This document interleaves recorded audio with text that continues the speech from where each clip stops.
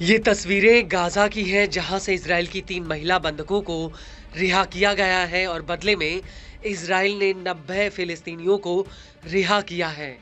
Israel और Hamas के बीच बंधकों की रिहाई और युद्ध विराम पर समझौता तो हो गया, लेकिन मौजूदा हालातों को देखकर अभी भी इस समझौते पर कई सवाल उठ रहे हैं। वो ये हैं कि कहीं ये युद्ध विराम समझौता टूट ना जाए। दरअसल उसकी सबसे बड़ी वजह ये है कि इजराइल को इस समझौते की बहुत बड़ी कीमत चुकानी पड़ रही है, लेकिन वहीं दूसरी तरफ हमास ने साफ कर दिया कि वो इस समझौते को पूरी शिद्दत से मानेगा। दरअसल हमास के प्रवक्ता अबू बैदा ने मीडिया के सामने इजराइल को लेकर एक बहुत बड़ा ऐलान किया है। अबू बैदा का कहना है कि अब सब कुछ इजरायली दुश्मन द्वारा किए गए वादों पर निर्भर करता है। इजराइल की तरफ से इस समझौते का उल्लंघन इस प्रक्रिया को खतरे में डाल सकता है।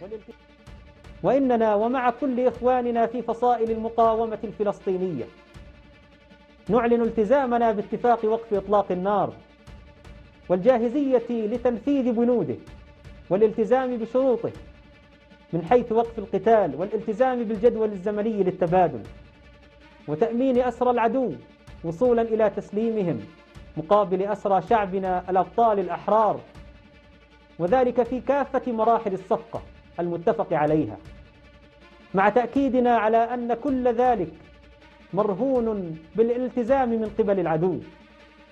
आपको बता दें कि अबू बैदा का कहना है कि हम समझौते के सभी चरणों का पालन करने के लिए प्रतिबद्ध हैं और अब इजराइल को तय करना है कि वो इस पर आगे क्या करना चाहता है।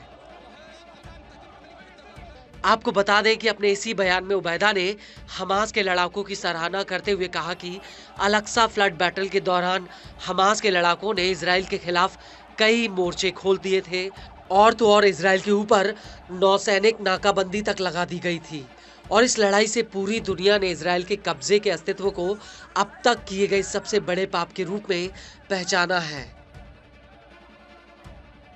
हमास ने आगे कहा कि हम इजराइल के खिलाफ कंधे से कंधा मिलाकर लड़े। गाजा के सभी अलग अलग प्रतिरोधी संगठनों ने एक साथ मिलकर इजराइल का सामना किया।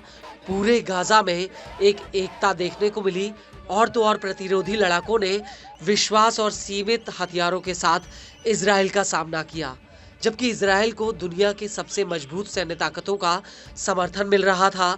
अबू बैदा का कहना है कि जमीन पर गिरा रक्त का एक एक कतरा इस जमीन को आजाद कराने के लिए था।